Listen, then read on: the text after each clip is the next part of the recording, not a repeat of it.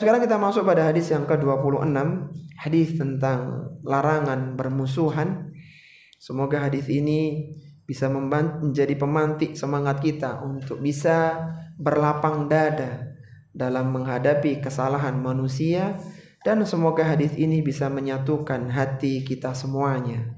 Diriwayatkan dari Abu Hurairah radhiyallahu taala anhu, dari Nabi sallallahu alaihi wasallam, beliau bersabda, tuftahu abwabul jannati kulla yaumil itsnaini wal khamis fayughfaru fi dzalikal yaumaini likulli 'abdin la yusyriku billahi syai'a illa man bainahu wa bain akhihi syahna fayuqalu andiru hadaini hatta yastaliha.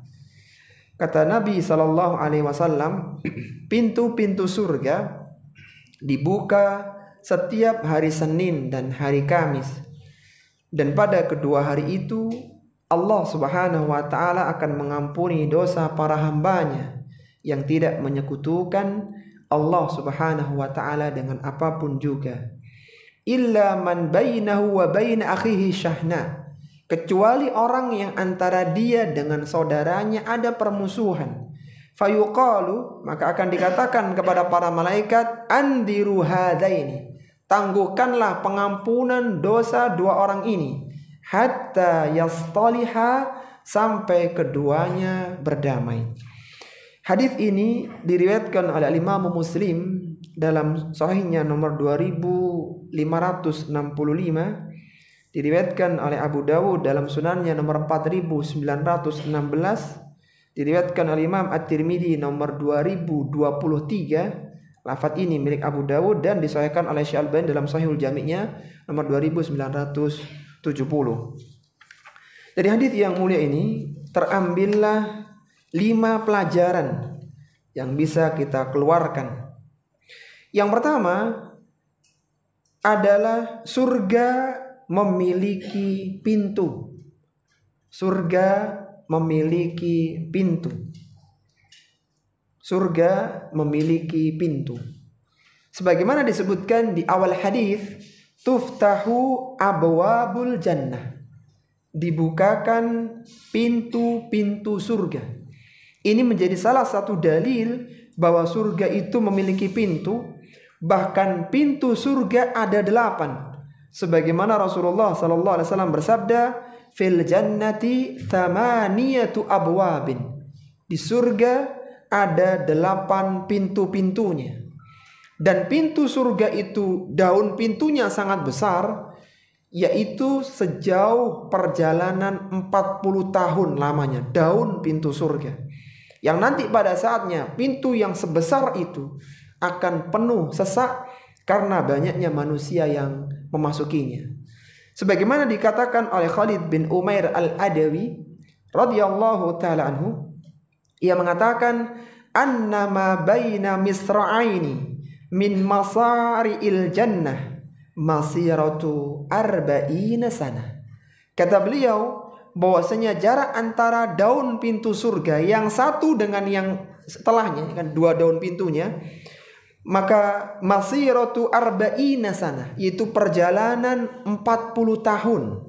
Jadi kalau ada orang itu berjalan dari Sidoarjo ke Jember, itu berapa jam kira-kira? 4 jam. 4 jam sudah sampai Jember. Ini perjalanannya 40 tahun. Subhanallah. Segede apa pintu surga? Besar sekali. Kata Nabi, wala ya'tiyanna 'alaiha yaumun, akan datang satu hari, wa huwa kadhidhun minaz-ziham, pintu yang sebesar itu akan sesak manusia yang masuk ke dalamnya. Karena manusia sangat banyak sekali. Pintu yang seluas itu akan penuh sesak dimasuki oleh manusia yang akan masuk ke dalamnya. Dan kita mohon kepada Allah Subhanahu wa taala semoga kita bisa masuk ke dalam pintu surga di 8 pintu-pintunya. Allahumma amin. Dan pintu surga itu dibuka setiap hari Senin dan hari Kamis. Ini menunjukkan bahwa surga sudah ada. Karena gimana kalau nggak ada surganya, apa yang dibuka gitu? Surga sudah ada, surga itu Dan dibukakan pintu surga menunjukkan adanya ampunan, diangkatnya derajat, diberikan paling besar untuk para hamba di 2 hari tersebut. Jadi menunjukkan surga ini sudah ada dan dibuka setiap hari dan setiap Senin dan Kamis. Tapi kemudian pelajaran yang kedua adalah keutamaan hari Senin dan Kamis. Keutamaan hari Senin dan Kamis. Keutamaan hari Senin dan Kamis. Sebagaimana disebutkan dalam hadis tadi, kulla yaumil itsnaini wal khamis fayughfaru fi dzalikal yaumaini. Surga dibuka setiap hari Senin dan hari Kamis, dan Allah mengampuni dosa hambanya setiap hari Senin dan Kamis itu. Hari Senin dan hari Kamis adalah hari diangkatnya amalan manusia kepada Allah Subhanahu wa taala dalam hitungan pekanan. Jadi amalan manusia itu dilaporkan dalam beberapa lapisannya. Tadi sudah kita bahas ya di kajian tafsir bahwa Allah Subhanahu wa taala telah menyediakan, telah menuliskan takdirnya di Lauhil Mahfuz. Semua yang akan terjadi sudah Allah tuliskan 50.000 tahun sebelum penciptaan langit dan bumi. Termasuk adanya kajian di pagi ini, temanya apa, siapa yang hadir, sudah Allah tuliskan 50.000 tahun sebelum penciptaan langit dan bumi. Ini yang pertama, sebelum adanya makhluk sudah tertulis. Kemudian ketika makhluk itu menjalankan amalan, baik itu kebaikan atau keburukan, dicatat lagi oleh malaikat pencatat kebaikan atau keburukan. Jadi ketika ditetapkan 50.000 tahun seorang itu akan hadir di majelis kajian hadis qudsi tentang larangan bermusuhan, ditulis, maka dia nanti akan jalan. Ini kitab takdir akan jalan. Ketika dia mengamalkan, pahala akan ditulis oleh malaikat kebaikan, tertulis. Dan tulisan di Lauhil Mahfuz akan sama dengan catatan malaikat. Ya sudah kita bahas sih tafsiran di 2 ayat tadi itu, di surat Al-Qamar tadi. Ketika pencatatan amalan ini, yang kitab catatan malaikat ini, yang akan selalu sama dengan kitab takdir, nggak akan meleset. Pelaporannya itu ada 3 tingkatannya. Ada pelaporan harian setiap pagi dan petang. Jadi malaikat pagi dan malaikat sore bergantian di waktu subuh dan asar. Bergantian, turun naik begitu. Ini harian. Adapun pekanan setiap Senin dan Kamis. Adapun tahunan setiap bulan Sya'ban, bulan sebelum Ramadan. Jadi ada fase-fasenya pelaporan amalan kepada Allah Subhanahu wa taala. Hari Senin dan hari Kamis adalah hari dihadapkannya amalan manusia dalam hitungan pekanan, dan ketika itu Allah Subhanahu wa taala mengampuni dosa hamba-hambanya. Ketika ada orang yang ternyata dia banyak keburukannya, Allah ampuni. Tentunya selama dia tidak melakukan kesyirikan. Maka hari Senin dan hari Kamis adalah hari yang utama dan seorang disunahkan berpuasa di kedua hari tersebut. Sebagaimana Nabi SAW menyebutkan, tu'radul a'malun nasi fi kulli jumu'atin marratain. Amalan manusia di hadapan kepada Allah fi kulli jumu'ah. Jum'ah itu artinya pekan ya, bukan hari Jumat. Karena akhir pekannya kaum muslimin itu hari Jumat sebenarnya. Fi kulli jum'atin, di setiap pekan, yaitu marratain 2 kali. Yaumal itsnaini wa yaumal khamis, yaitu setiap hari Senin dan hari Kamis. Dalam riwayat yang lainnya disebutkan, anna Nabiy sallallahu alaihi wasallam kana yasumul itsnaini wal khamis. Nabi sallallahu alaihi wasallam biasa puasa hari Senin dan hari Kamis. Faqila ya Rasulullah innaka tasumul itsnaini wal khamis. Wahai Rasulullah sallallahu alaihi wasallam, engkau biasa puasa Senin dan Kamis. Faqala, maka beliau mengatakan, apa hikmahnya? Inna yaumal itsnaini wal khamis, sesungguhnya hari Senin dan hari Kamis, yaghfirullahu fihima likulli muslimin, Allah pada hari itu mengampuni dosa orang-orang Islam, illa mutahajirain, kecuali 2 orang yang saling bertengkar. Yaqulu, Allah mengatakan, da'huma hatta yastaliha, biarkan orang ini jangan diampuni dosanya sampai keduanya berdamai. Jadi ini sebagai dalil, Senin Kamis itu hari utama karena hari itu dilaporkan amalan kepada Allah Subhanahu wa taala dan manusia disunahkan untuk melakukan puasa. Yaitu hari Senin dan hari Kamis. Taib. Kemudian yang berikutnya, pelajaran yang ketiga yang bisa diambil dari hadis yang mulia ini, keutamaan menjauhi kesyirikan. Keutamaan menjauhi kesyirikan. Keutamaan menjauhi kesyirikan.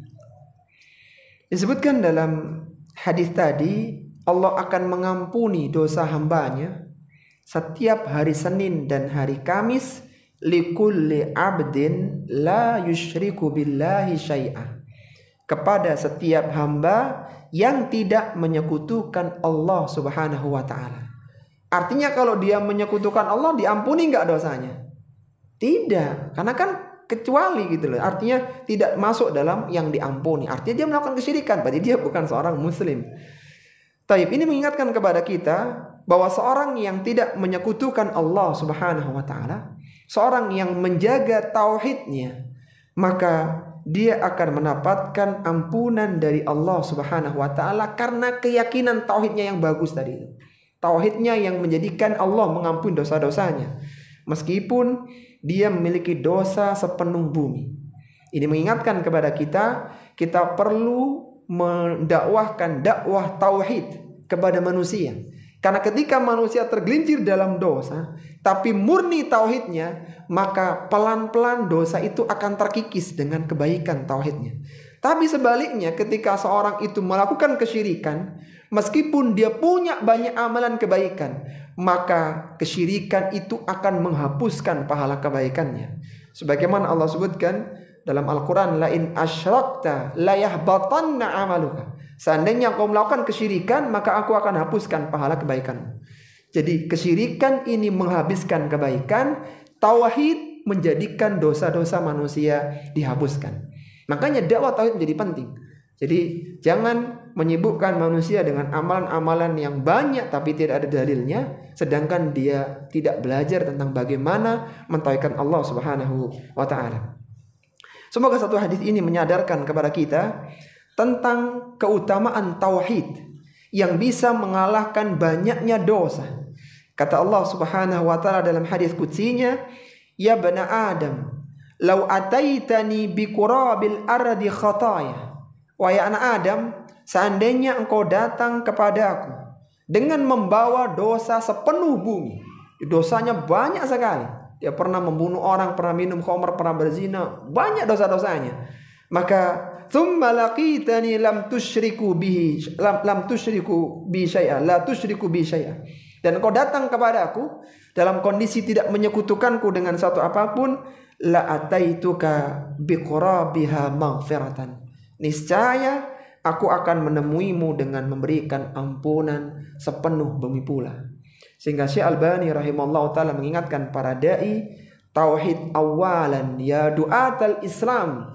Ajarkanlah tauhid wahai da'i Islam. Karena ketika seorang terjaga tauhidnya, meskipun orang itu asalnya bergelimang dalam dosa dan keburukan, maka Allah akan ampuni dengan tauhid itu. Ini menunjukkan bahwa keutamaan orang yang menjaga kesyirikan sekaligus menjaga ketauhidannya. Tapi kemudian pelajaran yang keempat, dan ini merupakan inti dari hadis yang ke-26, yaitu larangan bermusuhan. Larangan bermusuhan. Larangan bermusuhan. Karena seorang yang bermusuhan, maka dia tidak mendapatkan keutamaan yang disebutkan dalam hadis ini. Disebutkan dalam hadis tadi, illa man bainahu wa baina akhihi syahna. Kecuali orang yang bermusuhan dengan saudaranya. Jadi kalau ada orang yang melakukan kesyirikan, maka Allah tidak ampuni dosanya. Allah tidak ampuni dosanya setiap hari Senin dan Kamis. Tapi kalau orang ini tidak melakukan kesyirikan, artinya murni tauhidnya, tapi dia ada permasalahan dengan saudaranya, dosanya diampuni. Tapi enggak ketika Senin Kamis. Kapan? Ketika mereka sudah damai. Diampuni tapi nanti tertunda sampai mereka berdamai. Kalau mereka enggak damai, ya berarti tidak dilakukan itu. Taib. Jadi disebutkan dalam hadis ini illa man bainahu wa bain akhihi syahna, kecuali orang yang ada permusuhan antara dia dengan saudaranya. Ingat, bainahu wa bain akhihi, antara dia dengan saudaranya. Artinya dia punya masalah dengan sesama kaum muslimin. Permusuhan itu akan merusak persaudaraan. Permusuhan akan melahirkan kebencian. Sehingga hendaknya seorang muslim itu tidak suka bermusuhan dengan orang. Karena ketika dia bermusuhan, maka Allah Subhanahu wa taala akan menunda pengampunan dosanya. Sehingga tidak dihalalkan bagi seorang muslim mendiamkan saudaranya lebih dari 3 hari. Dia punya masalah dalam urusan perdagangan, bisnis, kemudian dia tidak nyapa dengan saudaranya 3 hari, maka ini diancam dengan neraka kalau dia meninggal dunia. Sebagaimana Rasulullah sallallahu alaihi wasallam bersabda, la yahillu li muslimin an yahjura akhahu fawqa thalathin. Tidak halal, la yahillu li muslimin, tidak halal bagi seorang muslim. Ketika dikatakan tidak halal berarti hukumnya apa? Haram, hukumnya haram. Diharamkan bagi seorang muslim an yahjura akhahu fawqa thalathin, yang dia menghajar, yang dia mendiamkan saudaranya fauqa thalath, lebih dari 3 hari. Faman hajara fauqa thalathin, barang siapa yang menghajar lebih dari 3 hari, masuk hari yang keempat, famata, kemudian dia meninggal di hari yang keempat itu, dakhalan nar, maka dia diancam dengan neraka. Artinya seorang ini tidak boleh bermusuhan, karena orang itu kalau menghajar pasti ada masalah ya. Kan nggak mungkin nggak ada masalah, nggak ada angin, nggak ada hujan, kemudian nggak nyapa gitu. Pasti ada masalah, pasti ada permusuhan antara mereka berdua. Nah ini boleh, tapi nggak lebih dari 3 hari. Mungkin orang lagi kecewa ya dengan ucapan dia dan semisal, boleh lah.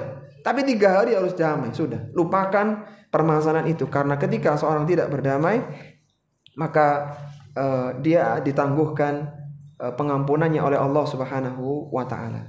Taib, itu tentang larangan bermusuhan di poin yang keempat. Baik, sebelum yang terakhir ya, tentang anjuran segera berdamai, kita ulang dulu lah supaya tidak terlupakan.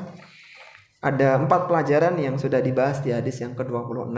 Apa tadi pelajaran pertama?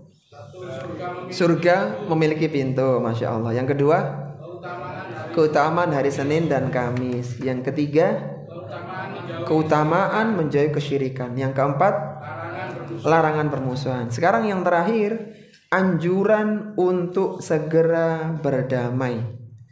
Anjuran untuk segera berdamai. Anjuran untuk segera berdamai.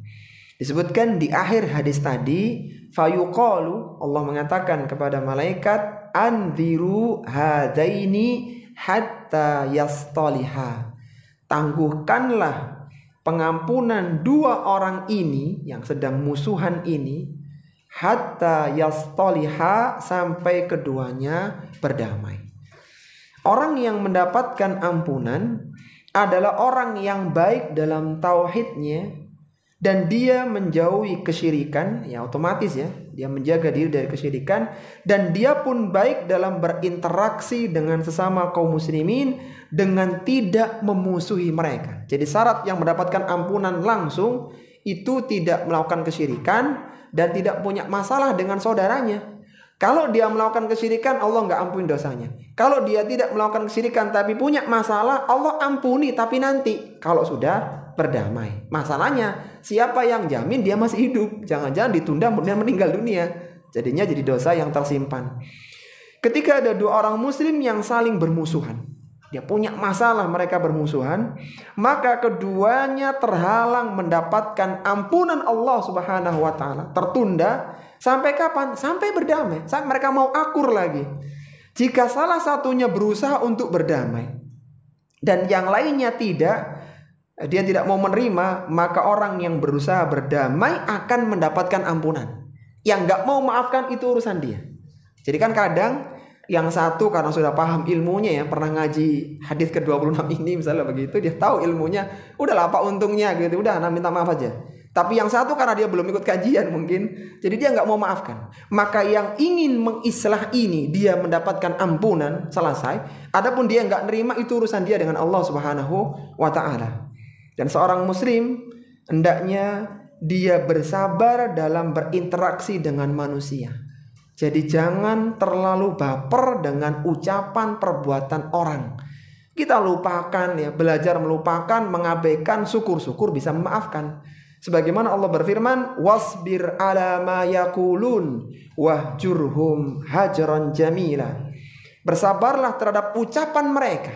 Kadang ucapannya ini menyakitkan. Kalau zaman sekarang kadang chatnya itu nggak menyenangkan gitu ya, ada tanda seru, udah gitu dibol semuanya gitu, di garis bawah. Jadi kadang orang tersinggung gitu.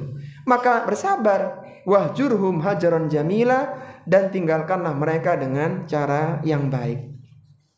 Ketika ada seorang muslim yang dia memaafkan kesalahan orang lainnya, dia berusaha untuk melupakan, mengabaikan, udah nggak terlalu dipikir begitu, maka orang yang memiliki sifat pemaafan akan meningkatkan kemuliaan. Jadi memaafkan itu bukan kehinaan, tapi memaafkan itu adalah sebuah kemuliaan. Kata Nabi sallallahu alaihi wasallam, "Ma zadallahu 'abdan bi'afwin illa izzan." Tidaklah Allah menambah sifat maaf pada diri seseorang kecuali akan menambah kemuliaannya. Wa ma tawadha'a ahadun lillah illa rafa'ahu Allah. Dan tidaklah ada seorang yang tawadhu, merendahkan hatinya karena Allah Subhanahu wa Ta'ala, kecuali Allah akan mengangkat derajatnya. Rasulullah Shallallahu alaihi wasallam itu sering diganggu dalam dakwahnya, bahkan beliau dilempari batu oleh Abu Lahab, dipasang duri oleh Ummu Jamil, dan berbagai gangguan dari kaum. Di Taif dilempari batu. Ketika beliau menjadi penguasa di Makkah, ketika Fathu Makkah tahun 8 Hijriah di bulan Ramadan, maka Rasul mengatakan apa? Idhabu fa antumul tulaqa. Pergilah kalian semua merdeka, nggak ada yang dibalas. Jadi nggak, ketika beliau jadi seorang pimpinan, ini dulu pernah lempari batu aku tak balas, enggak, dilupakan, selesai. Jadi beliau punya lapang dada, dan dengan itu maka akhirnya derajat beliau semakin meningkat. Ini adalah orang yang mulia. Memang orang yang baik seperti ini. Ketika di atas tidak menindas, tidak melakukan pembalasan. Jadi memberikan pemaafan semakin menambah kemuliaan. Dan seorang yang memberikan pemaafan kepada saudaranya, maka dia akan mendapatkan pahala yang besar dari Allah Subhanahu wa Ta'ala.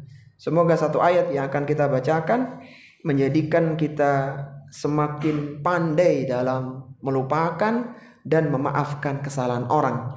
Kata Allah Subhanahu wa Ta'ala, "Faman 'afa wa aslaha fa ajruhu 'ala Allah." Barang siapa yang memaafkan dan dia berbuat islah, udahlah daripada ribut ya, mendingan kita perbaiki gitu. Dia islah, intinya kebaikan. Fa ajruhu 'ala Allah, maka dia mendapatkan pahala dari Allah Subhanahu wa Ta'ala. Kadang memang memaafkan itu berat ya. Apalagi perbuatannya sangat zalim kepada kita. Enaknya itu balas gitu. Enaknya. Tapi ketika ingat ini, subhanallah, faman afa wa aslaha. Barang siapa yang dia memaafkan, dia melupakan, dan dia islah, udah ayo kita jalan di atas kebaikan. Fa ajruhu 'ala Allah, maka Allah yang berikan pahala yang besar untuk dia. Sakit hatinya ditukar dengan pahala yang sangat besar yang berlipat ganda. Innahu la yuhibbuz zalimin. Ketahuilah bahwa sungguhnya Allah tidak suka dengan orang-orang yang berbuat zalim. Biasanya orang itu kalau sudah kecewa, dia itu ingin balas yang lebih gitu ya. Misalnya diambil barang yang dia butuhkan, ketika bisa membalas itu ngambil 2 kali lipat gitu. Maka Allah mengatakan innahu la yuhibbuz zalimin. Allah nggak suka orang yang zalim. Andai kata mau balas, iya, 1 ambil 1.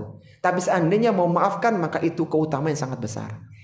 Jadi seorang muslim hendaknya dia berusaha untuk melupakan dan memaafkan kesalahan orang. Jika seorang muslim terlibat permusuhan dengan muslim yang lainnya, namanya juga berinteraksi ya. Kadang sudah berusaha baik tapi tetap aja begitu, maka hendaknya dia segera berdamai sebelum 3 hari, dan orang yang terbaik dari keduanya yang segera mendahului dalam mengucapkan salam. Jadi bentuk damainya itu dengan menyampaikan salam. Kata Nabi sallallahu alaihi wasallam, la yahillu li muslimin an yahjura akhahu fawqa thalathi layalin. Tidak halal bagi seorang muslim yang dia mendiamkan saudaranya lebih dari 3 hari 3 malam. Jadi 3 kali 24 jam. Tinggal dihitung ya. Kalau masalahnya itu terpantik jam setengah 8 gitu ya, berarti sampai setengah 8 hari ketiga harus segera salam gitu. Kalau enggak diancam neraka. Kata Nabi, yaltaqiyani yu'ridu hada wa yu'ridu hada. Orang ini yang punya masalah ini, kalau dia ketemu maka yang satu berpaling, yang satu berpaling. Bahasa kita dia buang muka gitu loh. Ketemu itu udah gak mau lihat gitu loh selama 3 hari itu. Maka kata Nabi, wa khairuhuma, yang terbaik dari keduanya, alladzi yabda'u bis salam, yang pertama kali memulai salam gitu. Jadi ketika ada orang musuhan kemudian tiba-tiba dia mengucapkan assalamualaikum, wah udah damai ya? Ya enggak, ini kan disuruh oleh ustadz di pengajian tadi pagi gitu. Jadi dia memulai salam karena ada hadis Nabi sallallahu alaihi wasallam.